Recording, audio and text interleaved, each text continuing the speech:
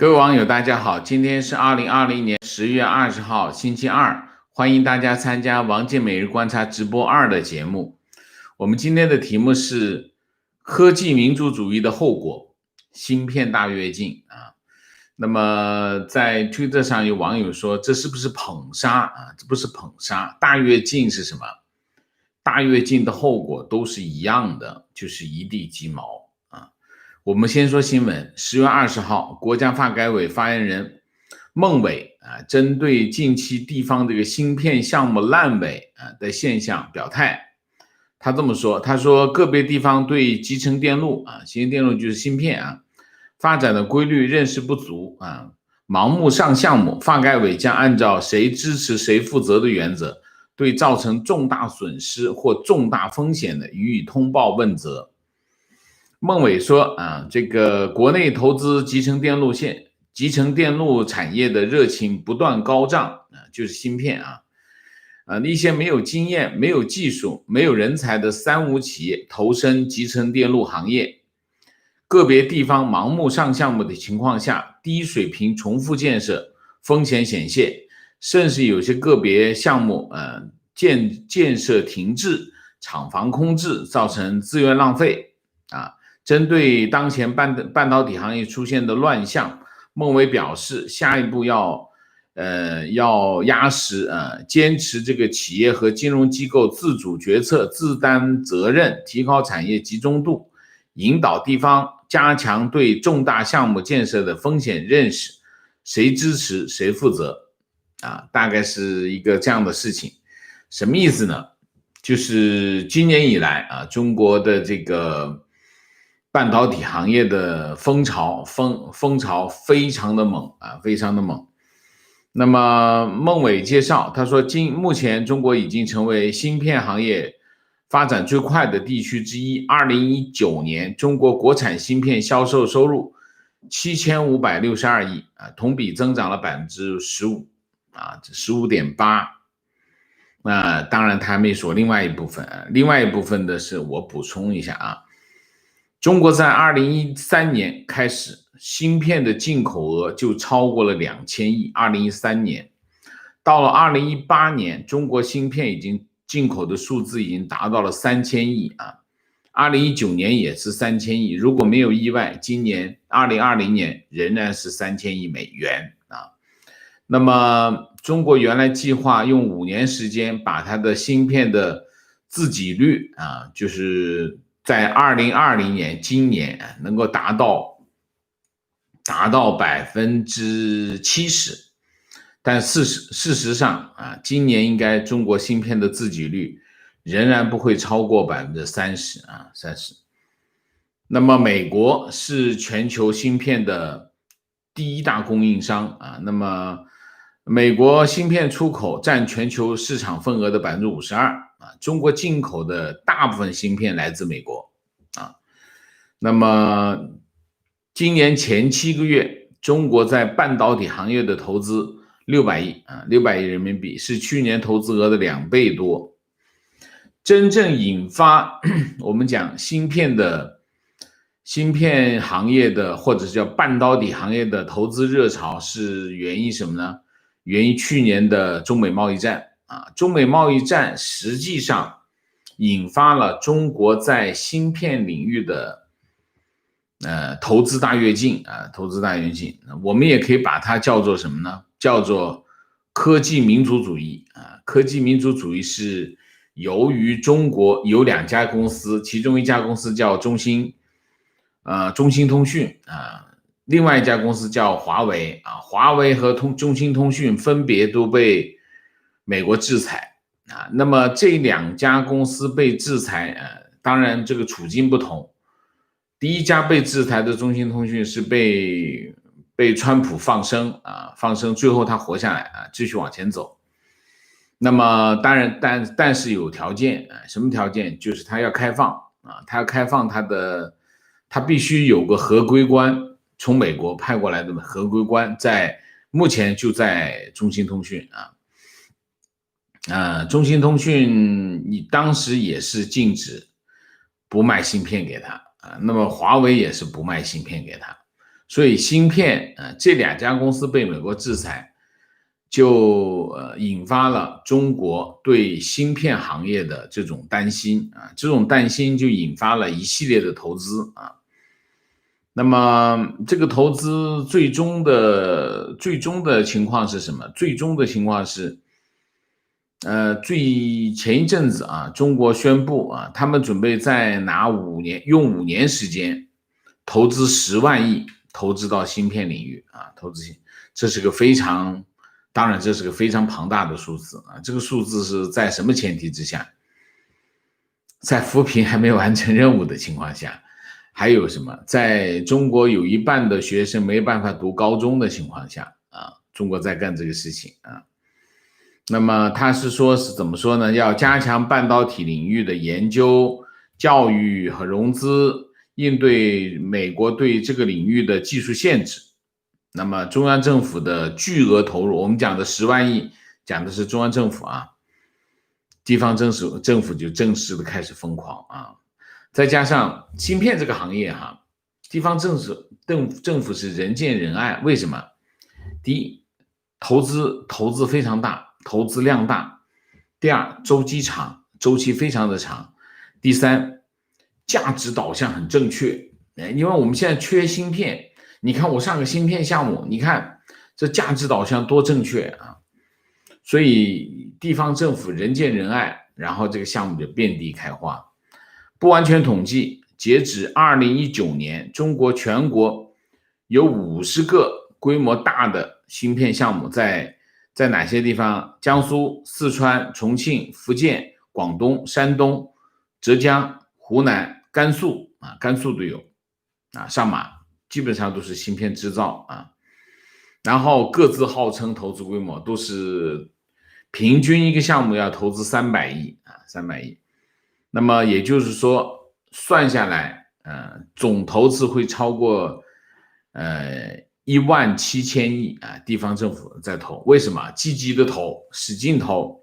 为什么？可以拿到中央的钱能拿到中央的钱，我这里出点小钱，最后中央的钱来得大啊。那么今年前9个月，已经有13000家中国企业注册为半导体公司是去年的2倍多很多公司都是完全毫无经验。你比如说像大连晨星网络科技，它原来是干什么的？它原来是做海鲜的还有一个什么，比如说这个上海新鹏汽车零部件，它做零部件的，汽车零部件的，它也做芯片那么芯片大家知道，芯片是一个需要很大的投资，然后又非常需要科技科技又不是1天2天可以完成，它一个很长的积累的过程。地方政府经常出现的情况是什么？就是低估了这个投入的规模，就老觉得300亿的项目好，300亿的项目我们拿个20亿30亿，然后先做起来，第一期项目做起来就滚动起来了，然后我们再去融资很多是这么想的但是由于它这个项目的投资期非常的长过什么呢？经常比这个官员的任期还要长。他比官员的任期一长，麻烦就来了。就这个官员做的项目，在他任上的这个项目，这还得等这项目还没结束，这个官员已经离任了，新的官员上来，这个官员他没有跟这个投资者勾兑过，没勾兑过他就不认账，这项目可能就死掉了经常出现这样的问题。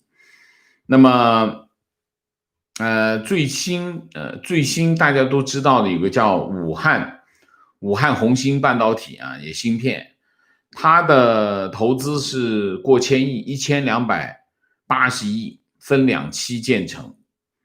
7月30号，这个武汉市东西湖区政府自己出来爆料这个项目是跟他们合资的说这个武汉宏芯项目巨大的这个资金缺口，随时资金链断裂。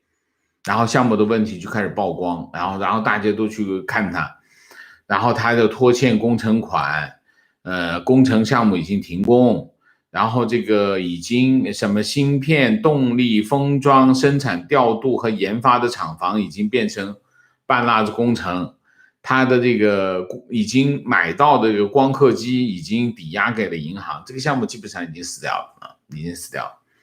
那么还有今年年初啊，美国芯片大厂格瑞啊，叫 Global Foundries 啊，它和这个成都市政府合资的一个厂，厂建好了，厂房建好了，然后就这个建的差不多了，然后就停摆。停摆的原因当然是因为中美贸易战啊，然后停摆了一段时间，今年年初啊，停止运营。然后还有一个是南京的德科玛半导体，$30亿啊，也是停了2年，今年7月份宣布破产。还有一个叫德怀半导体，德怀半导体是一个什么人呢？是一个台湾人。大家知道半导体领域啊，要么就是美国人，要么就是韩国人，要么就是台湾人啊。这个台湾人叫夏绍曾来自台湾，那么2002年投身大陆啊，加入中芯国际。中芯国际是目前中国最大的芯片厂啊，他做2厂的厂长。2015年他跑到淮安去，淮安就是安徽啊，安徽淮安啊，建这个图像传感器，然后淮安市政府啊承诺出资60亿，他说他承诺融资60亿，然后做第一期项目，叫 CIS 芯片呢，属于这种消费类的产业用的这个摄像头的内的关键的核心零部件，市场需求很大啊。那么本来计划是2018年上线投产啊，当年这个产列就可以量产，但是到了现在啊，德怀的这个厂房只有57台塑料覆膜覆盖的设备，57台设备，离凑齐一条生产线还少100台设备啊。原因是什么？没钱啊。没钱的原因是什么？没钱的原因就是投资双方，淮安市政府投了30个亿啊，他本来应该出资30个亿，那么其实这个叫这个创办人叫夏绍曾，他应该去融30亿，可是他没融回来，呢，这个项目就停摆到现在啊，就是一个这样的情况，估计可能危险，这个项目也够呛啊。大家可以看到哈，这么多个项目都已经死掉了啊，然后你可以看中国还在拼命的上新项目，这些项目基本上跟我刚才讲的这3个项目基本上是差不多的啊，差不多。那么他们的前景其实，发改委的发言人其实是在讲这件事情，就是说你可以看到，现在大跃进上去的这些项目，未来在1到2年的时间之内，就会出现类似的情况啊。那么我们就分析一下中国未来半导体领域它到底会变成什么样子啊？我们先说体制啊，中国的体制是学这个日本跟韩国啊，日本跟韩国什么呢？政府引导，政府先拿笔钱出来投资啊，投资成立一个基金啊，通常这个基金我们叫母基金。中国成立了一个基金叫什么呢？叫国家集成电路产业投资基金，简称大基金。我不知道为什么叫大基金，反正它就叫大基金啊，它估计是老大了啊。这个大基金呢，它分2期，总共融资了多少呢？总共融资3500亿啊。3500亿呢，它这个母基金呢，它不自己投，它委托那个投资机构啊，投资基金去投。他这样，比如说我要投什么呢？我要投我想投芯片或者存储器我就成立一个十亿美元的基金这个基金呢，我就出30%，这个基金就交给谁呢？交给一个外面的商业基金比如说红杉交给红杉投，红杉呢，我这3亿，我先掏3亿美元另外7亿美元呢，你帮着去募集一下，你募集出来呢，基金的管理费呢，你就拿，你分钱不用掏。所以呢，红杉就很积极很高政府又投，先拿3亿出来，然后外面一看，政府已经先拿了3亿出来，政府母基金是不需要盈利的，所有挣到的钱全部给操办的这个基金，他就拿回本金就好。所以经常出现的情况是，他投这个项目只要一上市，这个操办的这个基金就发财了，因为跟政府不要这个钱，分给大家，基本上是这样所以政府呢就拿3亿，然后其他人就拿7亿，结果他就撬动了整个社会的资金，就来投这个建设，他基本上是这样。所以你可以看到，这个大基金他掏了3500亿，3500亿应该撬动多少呢？他大概撬动3倍，3倍你看这就基本上他撬动了1万亿，就是1万亿1万亿。那么从2013年到2018年，中国至少成立了20支这种我们讲的这个基金就是类似这个大基金这样的投资这个集成电路，就是芯片那么规模超过5000亿，大家想一下，如果规模超过5000亿，基本上都是母基金，5000亿如果乘以3就15000亿，这两项已经达到了25000亿了。如果再加上地方政府各种各样的钱，过去5年中国在芯片领域的投入大概会达到5万亿左右，这非常大的投入非常大的投入。大家知道5万亿是什么概念？5万亿当年2008年的这个刺激经济的政策就是4万亿4万亿，所以这5万亿是很大的一笔钱大家知道芯片这个产业呢，产业链非常的长有设计，有制造，有封装，有测试。我刚才讲的都是大类然后这个每一项里面又分很多很多的细项，包括材料，包括工艺，包括技术，包括专利等等那么他们形容这个芯片这个行业是什么？芯片制造项目是一个没有尽头的高速公路，就是你看不到尽头，你就一直在里面要跑得非常的快，要不断的投钱，不断的搞就是从建厂到流片，就是产线打通试生产，然后产能爬坡，然后最后到商业化，动不动都是100亿，而且最重要的是什么？这还不是最重要的，最重要的是芯片这个产业不断的在往前跑，你还要不断的投入，你不断的要持续的投入。所以你说这个世界全世界投入在芯片投入的领域最大的公司是谁？三星的投入是最大的三星投入。所以芯片制造的建设期一般要2到3年，建成之后流片所谓的流片就是你不断的在里面跑，但是还没有成，还没有商业化，就是让它的就提高它的成品率就其实要1年时间，然后产能爬坡商业化又有一段时间，所以它的运营期都要10年以上。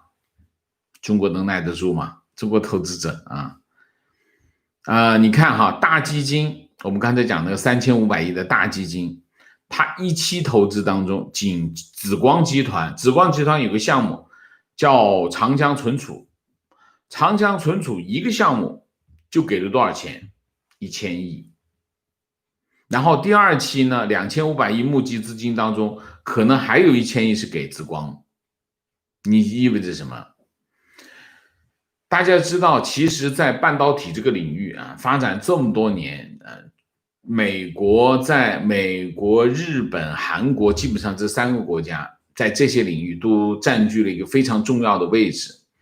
台湾也是半导体领域非常重要的一个角色。那么中国现在要追得过来吗？这里面就有一个问题啊，问题在哪里？问题就是，我们现在看到的是什么？我们现在看到的是中国在不断的往里面扔钱，这一桶一桶、一捆一捆的钱往里面烧钱，希望用投入的方式来解决这个问题。那么还是那句话，叫集中力量办大事啊。但是以半导体的这个行业的特点来看，中国在这个领域这么干的后果，可能是投入无限大。因为你要知道，半导体它的产业链真的是非常的长，而且在每一个切面上都有很多很多环节。在这个行业里面已经做了好多企业在里面投入无数的钱，所以中国现在要在这个领域要切到这个里面去，我们可能意味着什么？意味着投入无限大，但最终可能是什么？最终可能一无所获。一无所获的原因在哪里？一无所获的原因只有一个，就中美关系翻脸。中美关系翻脸其实对中国在发展半导体领域当中是一个决定性的前提，这是个前提。为什么？因为美国在半导体领域的霸主地位，就有点像美国在金融领域的霸主地位是一样的啊。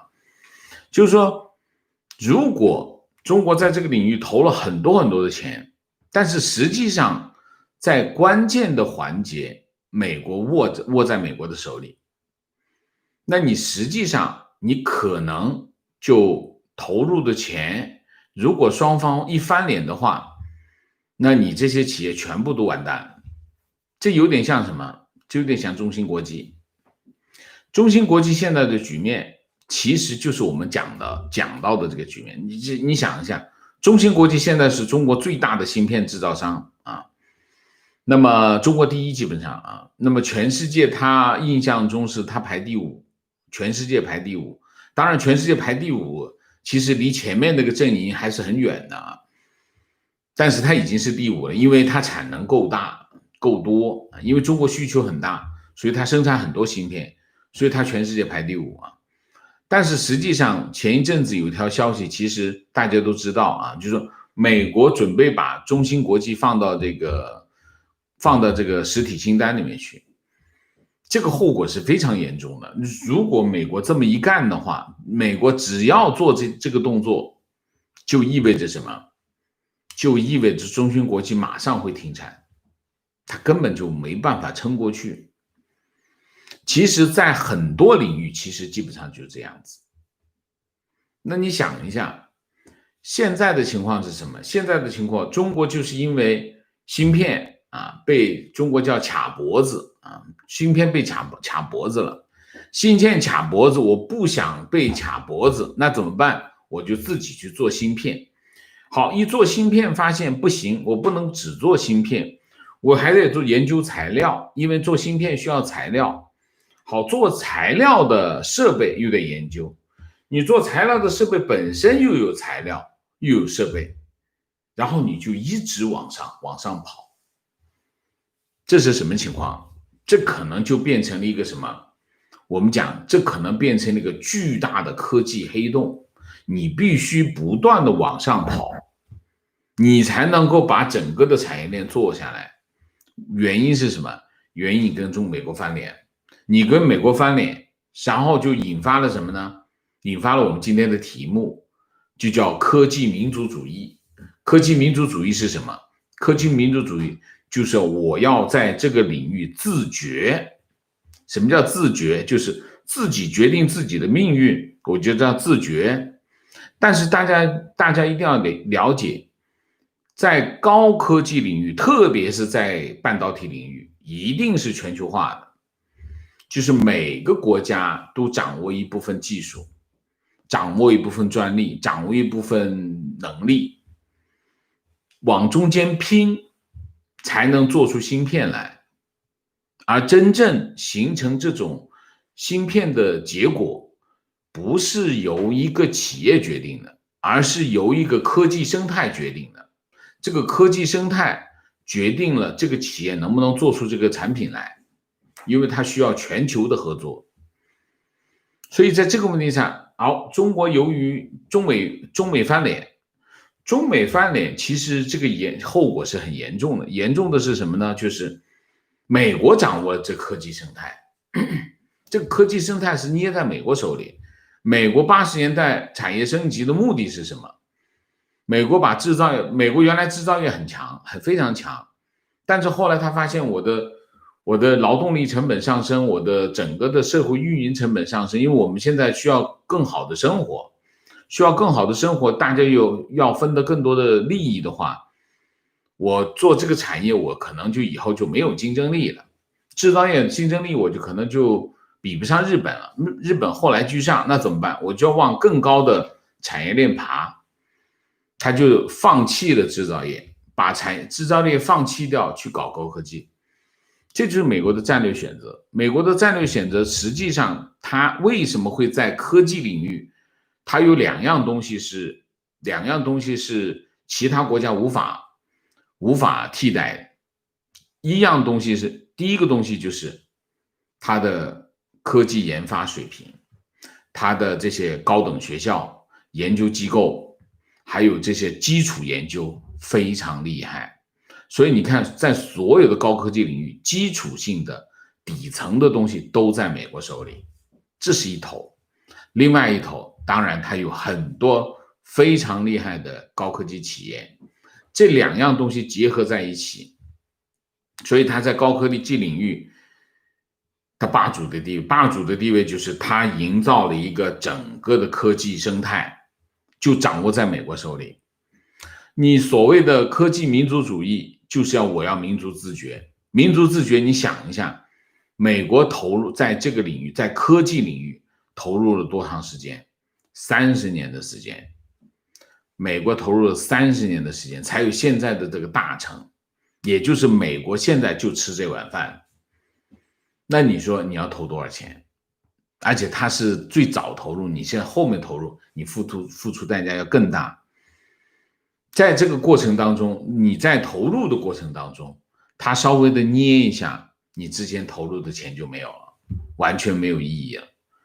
这就是现在中国面对的一个困局，就是一方面，如果你要摆脱美国的控制，你就必须大规模的投入这个领域，但是在大规模投入这个领域的过程当中，你必须面对一个来自美国的约束制约，而且这种制约是决定性的制约，就是当他看到你在某个领域冒头的时候，他一掐你这个领域就死掉了，他再一掐你又死掉了，那你怎么办？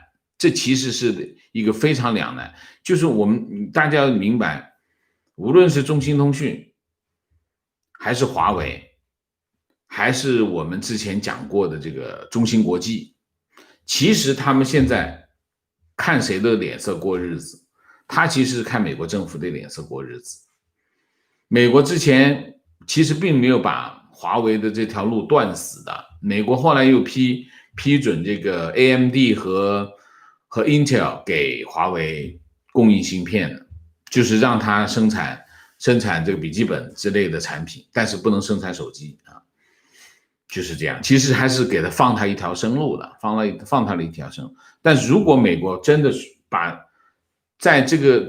只要美国把这个几个主要的产品一掐，这3家企业马上就停摆，没有任何的意外。所以你看任正非出来吹各种吹牛，他是知道别人已经做决定了，他才出来吹牛。他做决定之前他不敢吹牛的啊，不敢吹牛。所以在这个领域你就可以看到中国现在的面临的困局，就是在科技领域的困局，就是一方面他想通过这个科技民主主义获得大量的资金，这件事情你做到。中国最近的股市，中国的芯片行业在股市的融资，我印象中已经达到了1万多亿1万多亿，就是上市公司跑到市场上去，股票涨起来已经融资获得1万多亿。那么科技民主主义是有助于他们获得这些资源，但是问题是，当科技民主主义走到某个状况的时候，它可能会变成它的一个死结。这个死结是什么？就是中美对抗。中美对抗的结果是什么？中美对抗的结果就是中国可能在高科技领域可能变成一个颗粒无收的情况，就是巨额投入之后颗粒无收。我们且不说什么呢？我们且不说它，这叫什么？这集中力量办大事这种体制的成本。集中力量办大事有一个非常核心的问题是什么？就巨大的浪费，它会出现巨大的浪费。这体现在哪里？58年大跃进，58年大跃进就是集中力量办大事。集中力量办大事，你看一下这个各地搞那种土法上马的小高炉等等，那就是整个社会的浪费就是为什么中国后来出现一系列的灾难性的后果，其实跟这是有关系的。一样的道理，中国现在的这个芯片大跃进也是巨大的浪费。那但浪费它不是说浪费几千万几个亿的问题，它一上来一个项目死掉的话就是几百个亿，所以这一头是巨大的浪费，这一头可能面对的是美国的制约，而美国的制约可能让你颗粒无收。这两头就是目前中国在科技领域面临的一个什么黑洞。这个黑洞会不会把中国拖垮不好说，但是肯定是会对中国带来重创。我在准备这个题目的时候，我脑子就想起什么？我就想起了星球大战，就是当年里根总统对付这个苏联的时候，苏联其实最后的崩溃的原因是什么？苏联最后崩溃的原因是破产，它整个财政崩溃了。财政崩溃的原因是一头是什么呢？一头是粮食不能自给，它每年要进口大量的粮食，这是一头。另外一头是什么？另外一头是石油价格暴跌，这当然美国在中间搞鬼它是靠出口石油来买粮食的。好，这个石油价格暴跌导致它粮食进口，它就得借钱，跟西方借钱。这钱一借下来呢，就等于自己掐上了脖子。然后呢，里根总统再搞个星球大战计划，星球大战计划苏联疯了一样也跟着一起投。其实这个计划是假的，但是苏联没搞清楚状况，就使劲的在发展太空计划。太空计划要花多少钱？那也是跟现在这很像现在的这个高科技半导体。就是说你可以看我觉得川普总统的策略好像有点像当年的里根就是说他在半导体领域，你可以看他也不把华为捏死，他也不把中芯科技捏死，中芯通讯捏死，他都是捏它，但是又不捏死，然后就引发什么呢？引发我们讲的这个今天我们讲的这个科技民主主义。科技民主主义就引发投资狂潮。中央政府说要投10万亿，你想地方政府怎么着也得50-60万亿吧，然后民间投资那就是上百亿吧。你想中国一年的 GDP 才100亿，100万亿sorry， 我少了个万字都少了个万字，要加个万字那对中央政府说要投10万亿，地方政府怎么着也得个30-50万亿，那么带来的整个的社会投资100万亿，中国一年 GDP 就是100万亿，如果你是这么个投入法的话，那其他领域怎么办？资金怎么办？其他领域的资金可能就会被挤占。那么这就是我刚才讲的，就是说两头一挤，加上什么？加上集中力量办大事的这种投资体制，就是集中力量办大事的后果是什么？就是狗熊掰玉米。狗熊掰玉米永远手上只有一个，但是他掰了一路，手上只有2个玉米，一个在吃，一个在手上拿着，但其实整个玉米地都给他毁了。集中力量办大事就是一个这样的体制。那中国投入的这么大规模的投入，最后手上捏着2个棒子，这2个棒子呢，可能最终美国一捏，这2个棒子也没了，可能的后果就是这个后果。所以中国会不会现在的这个科技黑洞，就像当年美国的这个星球大战计划一样，把苏联拖垮？苏联最后是财政崩溃掉，他还不起债，什么都还不起，没有钱了。那么中国会不会面临一个这样的局面，就是在半导体领域的这种海量的投入拖垮经济？这是一个巨大的风险。这就是我们今天的主题啊。我们今天主题，那么我们就讲到这里，总结一下2条。第一条，中国现在由于这个科技民族主义狂潮带来了一个芯片大跃进。芯片大跃进就是集中力量办大事的举国体制。举国体制的后果就是大量的资源浪费啊。那么这是一个方面。另外一方面，虽然中国在半导体领域准备投入巨资，但是由于美国在这个领域的霸主地位不可撼动，中国可能面临一个巨大的科技投入的黑洞。这个黑洞对中国经济会产生巨大的影响，会不会把中国经济拖入一个泥沼？现在做判断为时尚早，但是是有风险的，好吧？我们今天主题就到这里，我们下面进入互动。进入互动之前，例行公事，请大家点赞，请新来的网友订阅，请大家加入我们的会员，支持我们做更好的节目。那么今天这个议题呢，很合适在美国讲啊。那么因为大家知道啊，这个硅谷啊，这个中国有很多科技人才。今天话题请大家畅所欲言来谈一谈，好吗？那我进入互动之后，请大家不要聊天啊，尽量的简洁，好吗？那么我在科技领域是外行，那么今天做这个题目也不是从技术的角度啊，那么我更多的是从体制、从投资的、从行业的从这个宏观的角度来看这件事情。那么4个情况、问题、观点、情绪，好吗？好，那我们接着看看今天大家有什么高论。我今天也是抛砖引玉，好吗？3门高，谢谢。观点：天朝搞科技强国，做半导体就像小孩子搭积木坐飞机，跟妈妈讲这个飞机可以飞啊。OK。观点：芯片不仅需要技术，更需要信用。谁敢信任俄罗斯与伊朗的芯片，被卖了都不知道。这点与操作系统类似。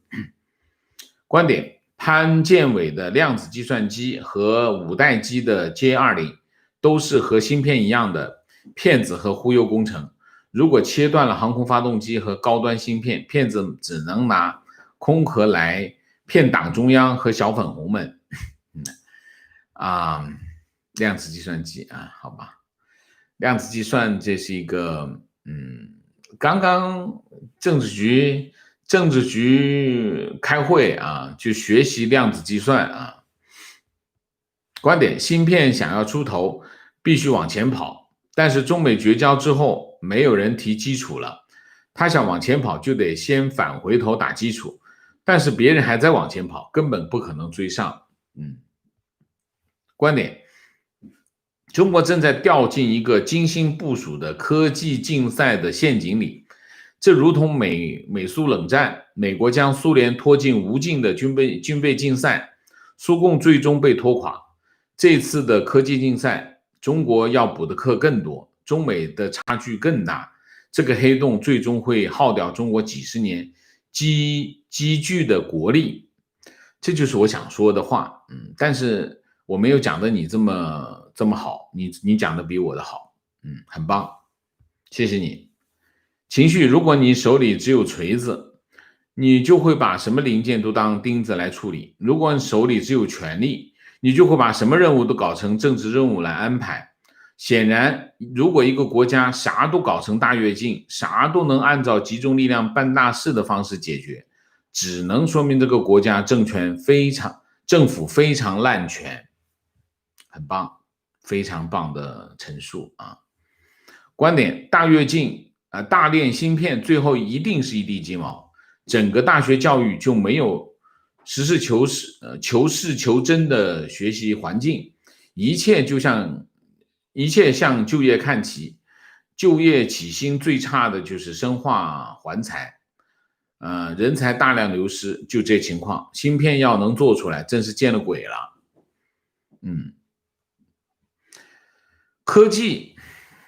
科技其实是科技和教育其实是两只手，就是教育要和科技结合在一起，科技也必须结合高校才能发展。现在中国的高校是什么情况大家知道，所以你要把科技搞上来，我们且不说其他的科技生态的问题，就这一头就不靠谱啊。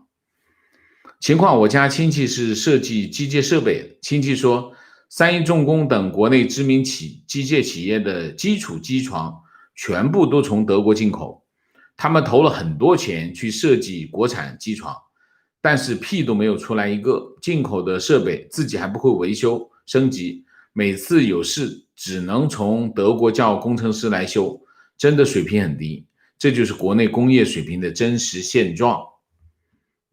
我不意外，我不意外。我父母是做 X 光机，大家知道 X 光机是透视医院用的那种透视的。他们是中国这个行业里面第一批工程师啊，中国最早的 X 光机做 X 光机的工程师。我父母告诉我，我读大学的时候，我父母告诉我，他说我们现在这些设备，我们现在正在生产、设计、维修的这些设备，跟这个西门子他们比，那就像什么？就像这个叫什么？他们叫就像台前跟别人的那个水压机相比，就是这个差距就是这么大。所以他基本上他说，其实我父母是电子行业的啊 ，X 光机是电子设备，这个工业的这个差别是非常大的啊，非常大。这些年追了一些，但是我们自己最重要的是什么？我认为中国最重要的问题是什么？中国很善于拿到一个技术，然后把它拆开把它变成一个生产流程，然后大规模的生产。中国这方面很厉害啊，很厉害，就是说，而且成本很低啊，这个没问题，中国可能做到。但是问题是那个技术产生，中国产生不了，中国没有这个能力生产这个技术。所以我们经常讲一个问题，就是说，中国现在是如果按人均 GDP 1万美金的话，中国真的现在就在中等收入陷阱里面。从中等收入陷阱里面爬出来，你必须向更高的产业链上溯。中国有没有这个能力？有，但是很少一部分企业，很少一部分行业有这能力往上走。但是你别忘了，中国是世界上第2大经济体。如果你这整个工业、整个的产业链没办法往上跑，你是出不去的，上不去的啊。所以这是中国现在的现实啊。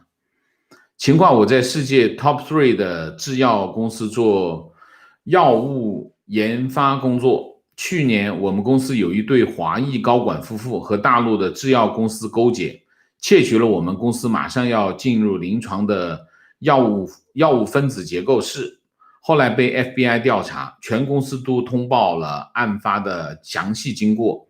现在案件还在进一步的调查审理中。湾区各大药企很多人都知道这个事情。据我所知，这不是个案。我在这个行业工作多年，深知大陆的很多药企都是靠这种坑蒙拐骗，在美国窃取我们的科研成果，由此骗取政府的资金。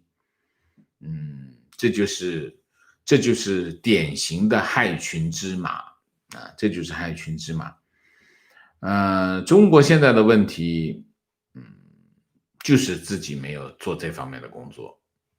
所以你说在芯片这个领域，你想怎么追呢？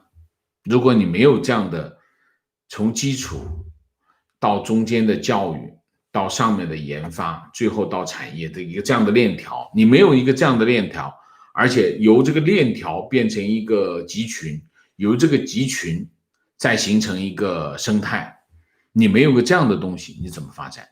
我不理解啊。情绪17年我28岁，第一次去日本，感受到了邻国的强大和文明，发现很多我们所谓民族自豪感的产物都是别人用了几十年上百年的技术，瞬间觉得自己是乡下来的，差距真是不是一点点，特别是文化素质和社会文明。那是啊，你看日本街头是没有垃圾桶的没有垃圾桶，大家都把自己的垃圾带回家然后每个垃圾分类做得多么好。中国讲中国梦中国未来理想的社会，其实在日本已经实现了。我不是说很多人会经常的批评我就在推特上批评我有的人在背后说我把这个西方国家把美国美化的一塌糊涂，把日本西方国家美化的一塌糊涂。是这样的，我们陈述一个道理，我们只能讲一个面上的情况我们不能够具体到原来你看地上有片垃圾有张纸片，你说的胡说吧，你这样就没意思了我们在讲道理，讲道理是我们讲的是一个现象，普遍的现象，而不是具体的指到某一个厕所门口。所以讲道理叫听话听音，锣鼓听声如果你要去抬杠，那我们就没有讨论的必要了，是吗？观点看了王老师上个节目会员节目，非常感同身受。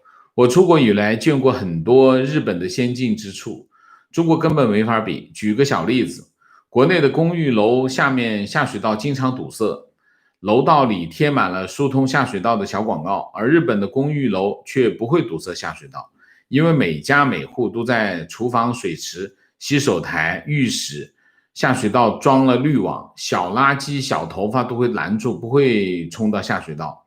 各家主妇还会在滤网上装上小纱网，能够有效的拦截垃圾，并且经常更换纱网细节影响整体效率。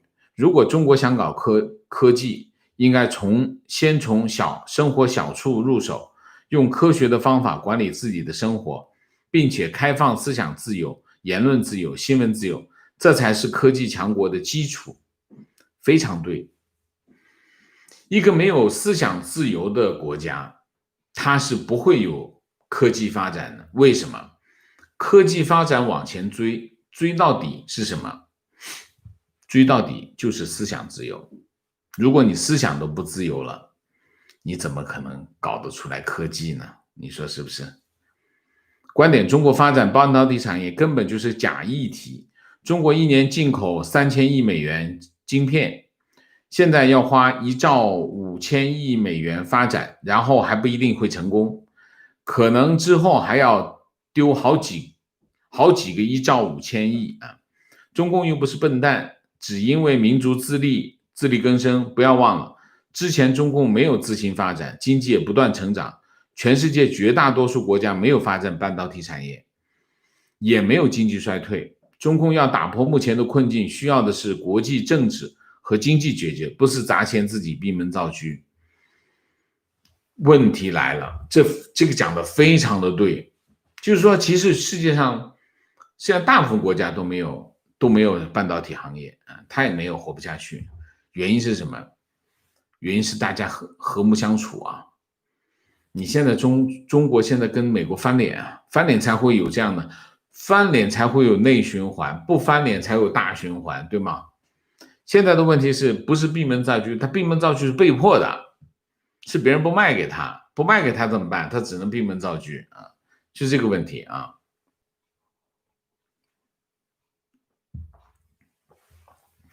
观点：58年大跃进最后还是炼出了800万吨能用的钢。现在芯片大跃进，作为行内人可以保证 ，CCP 绝对什么都得不到。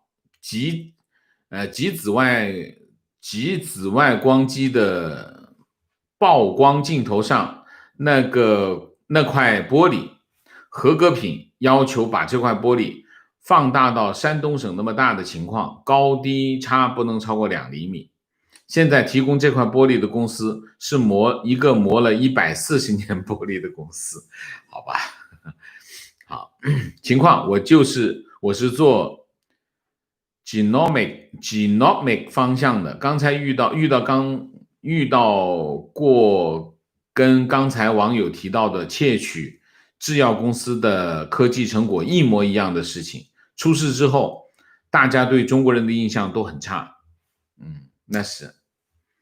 那是会被连累的，所以我说它是害群之马。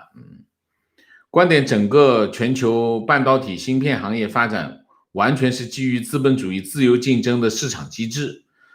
中国一党专制的国家资本主义制度与国际芯片行业的发展规律格格不入，违背发展规律，最终将自食其力，一败涂地。OK， 观点：央视11期间一直在播核自主的纪录片啊，明明片子里演的是苏联专家加美国归国的留学努力，才有了中国的核技术，结果得出的结论是自主。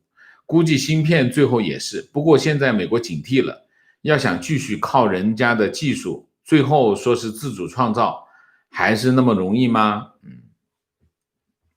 其实呢，中国的当时的那个就是最后拿出这个原子弹设计图纸的这个专家已经说得很清楚了，是美国的不是苏联的专家，赶紧拿着图纸赶紧回去抄，最后把图纸抄了一遍，这么出来的这么出来的。所以其实跟什么自主研发都是狗屁啊！观点：芯片政策就是一场众多企业机构哄抢政策补贴的盛宴，办事需要钱，但仅有钱不去补，忽略技术积累的功课是实现不了目标的。用政策补贴为激励，以此拉高技术水平，最后留下的是一堆烂尾。如同过去的大炼钢铁，非常正确。观点：有人说原子弹能造出来，区一个芯片有啥了不起？拿核武器跟芯片比，可笑之极。一个是军事武器，一个是商业科技。核武器是不需要市场支撑的，而半导体芯片是需要市场支撑，才能不断的更新换代，拿下市场，才有后续资金支撑研发。半导体产业从材料设计到设备工艺封装，没有个20年和上万亿的投入，你根本想都不要想。而且就算你研发出来，还遭到那些先发的老牌芯片公司用价格等市场手段进行围剿，哪有想象的那么容易？非常正确啊！昨天看到一段很棒的话，跟大家分享：世界上没有绝对好的制度，世界上没有绝对纯净的水，但这不是你喝尿的理由。非常对。情况：我还招待过一个生产公司的老总，在参观我们实验区的时候，试图带走实验样品，真的是无语。我还是翻译，被发现后真的是尴尬到死，都不知道怎么办。我如实翻译之后，那个老总还说我不向着中国啊。情况说一下老师刚才提到的，中国一般学生还没有读高中的时候，本人在北京做餐饮，在网上或者来面试的学历是小学、初中的20几岁的人多到难以想象，只有少数人上过高中就出来打工。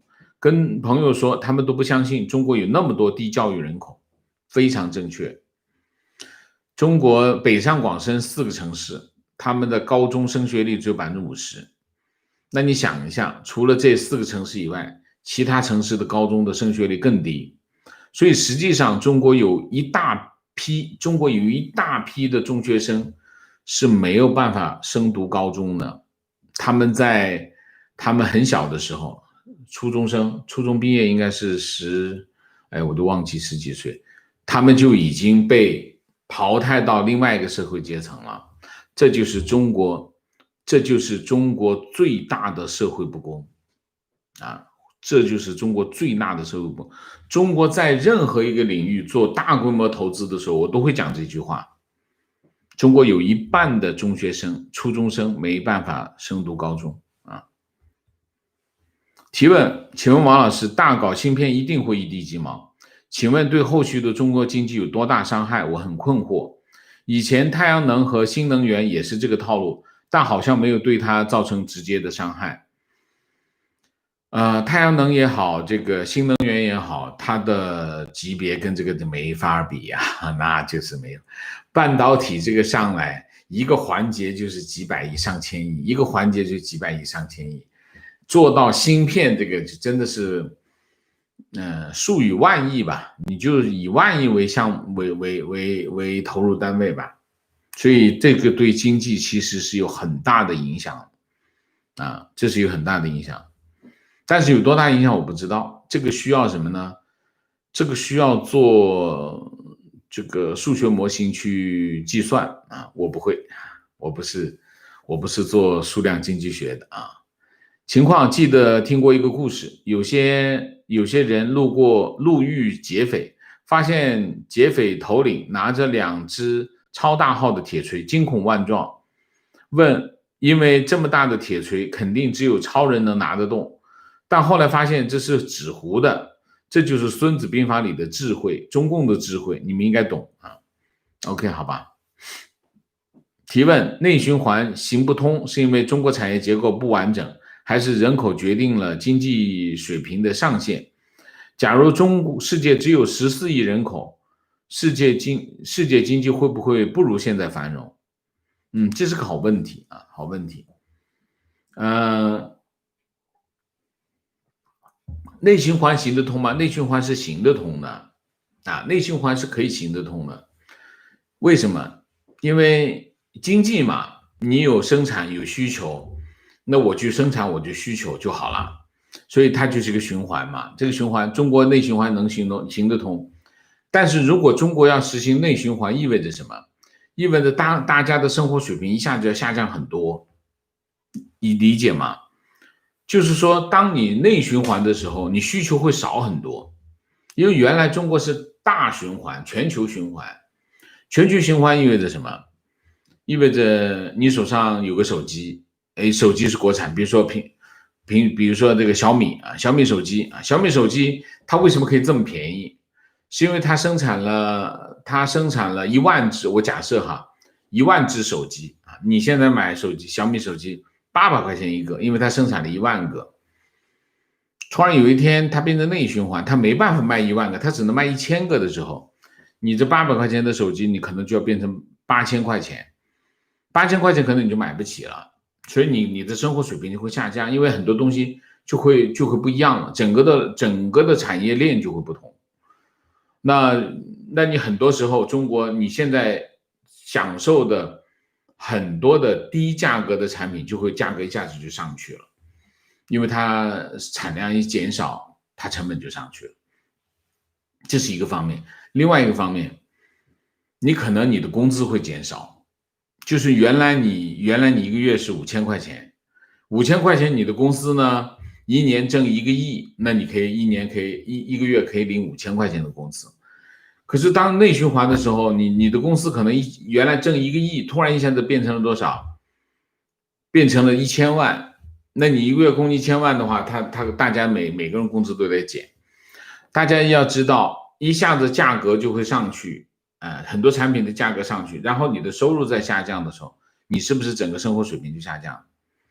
就是这个意思。内循环行得通吗？是行得通的，但是问题是，大家愿不愿意回到80年代以前的生活水平？那就是内循环，完全内循环。当然，可能现在的水平会比80年代要好一点，因为中国现有已经发展了这么多年，但是仍然你会大幅下降你的生活水平。那么，如果你要继续维持这样的生活水平，你就不能内循环。原因是什么？原因是中国没那么多财富，所以大家只能维持一个更低的生活水平。外循环就是把全球市场的资金拉到中国来，中国才能维持现有的生活水平，否则生活水平还会更低。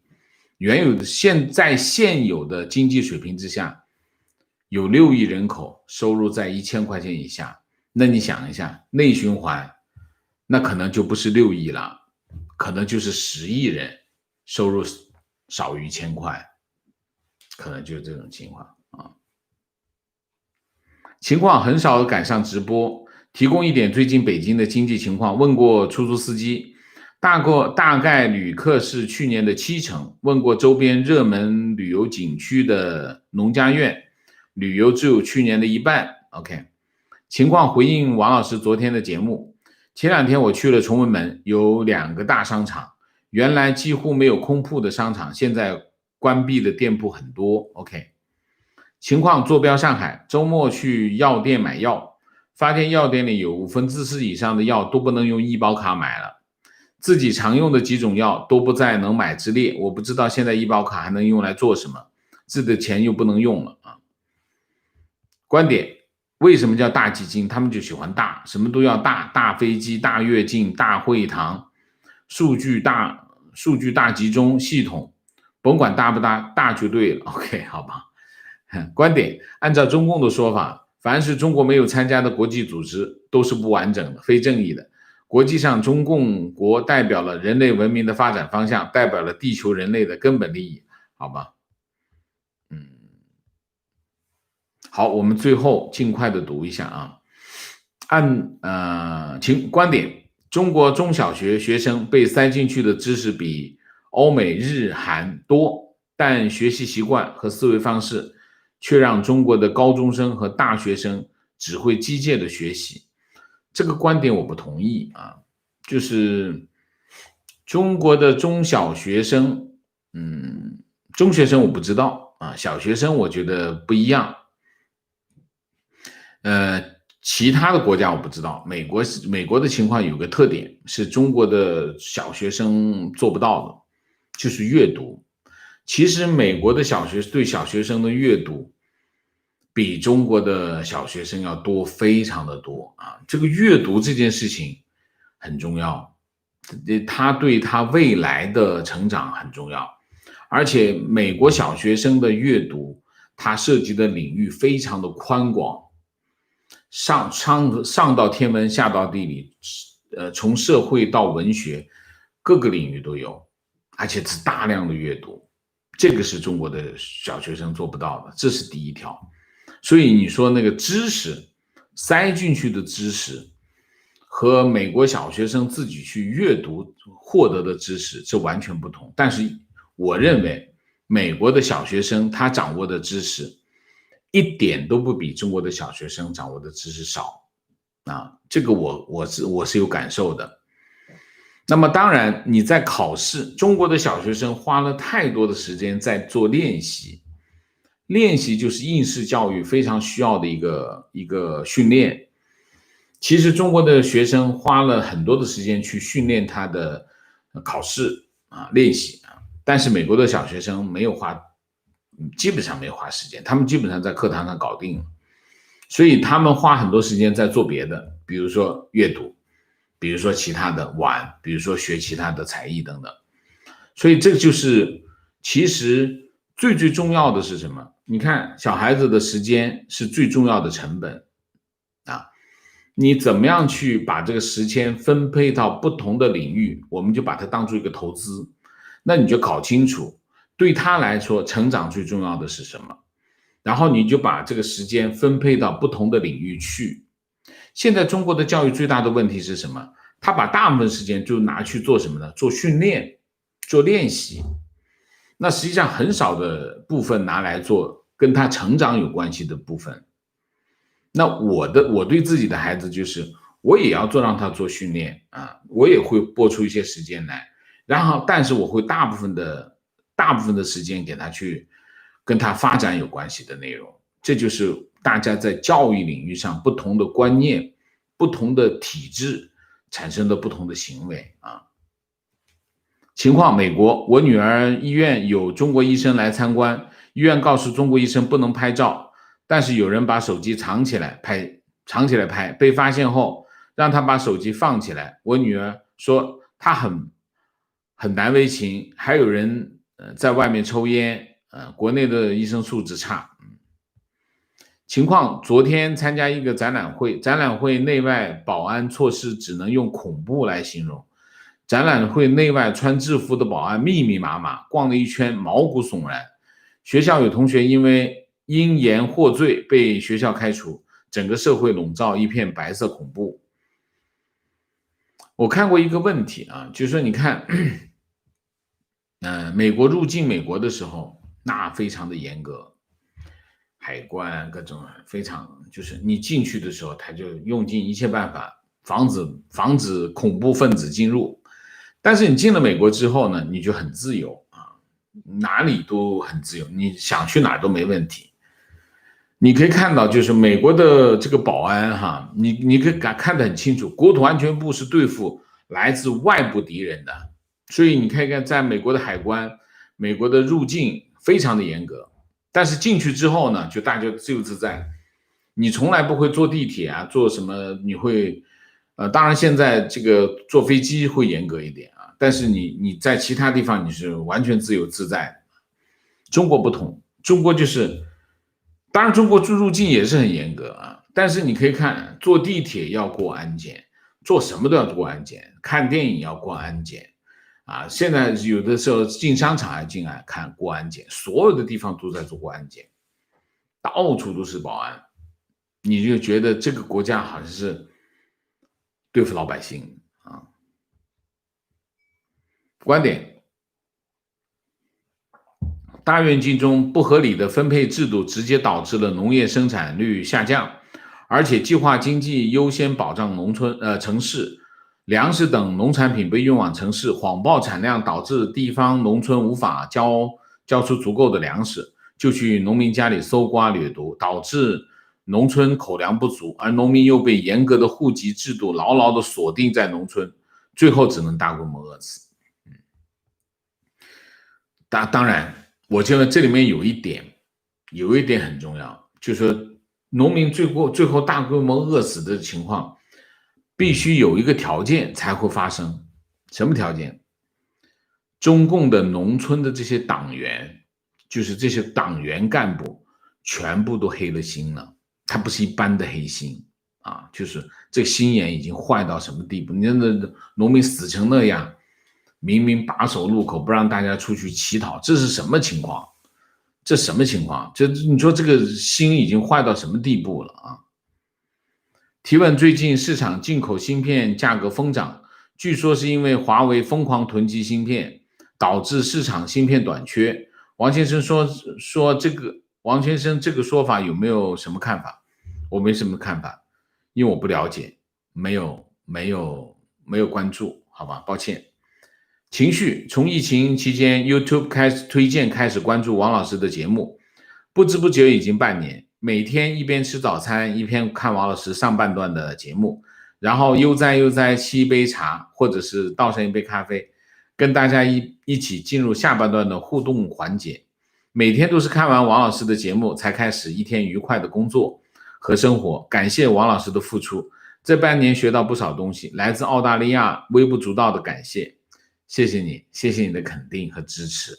明谢 Chloe， 谢谢 Kingdom Yum， 谢谢狗熊掰玉米，太精彩了啊！谢谢Gordon Lee， 谢谢，感谢王先生的辛勤劳作，请王先生吃一碗武汉豆皮。好， Karen K 谢谢，特意上来支持王老师，不讲美国大选。美国新闻自由，大家都有不同渠道看不同的新闻，自己选择吧，讲多无谓，投票最实际。老罗王谢谢，议题精彩，网友的意见有高度有深度，非常对。观点王老师说的很正确，西方教育就是以阅读为主，就语文来讲，西方就是通过读书看电影来教学，而中国使用了很多支离破碎的方式来教学。比如我在澳洲读高中时，有希腊神话、美国西部文化的小说、美国电影、荷兰小说，基本涵盖了历史、文化、哲学、道德、艺术等，就是这样。所以阅读，我觉得中国的小学生，阅读时间太少，这是一个非常大的欠缺啊。网友朋友可以回去给自己的孩子多准备一些阅读啊，包括绘本等等，好吧？ OK， 我们今天的节目就到这里，感谢大家的参与，我们下个节目再见。再见之前，请大家点赞，请新来的网友订阅，请大家加入我们的会员，支持我们做更好的节目，做更好的自己，谢谢大家。再说一遍，加入我们的会员，谢谢大家。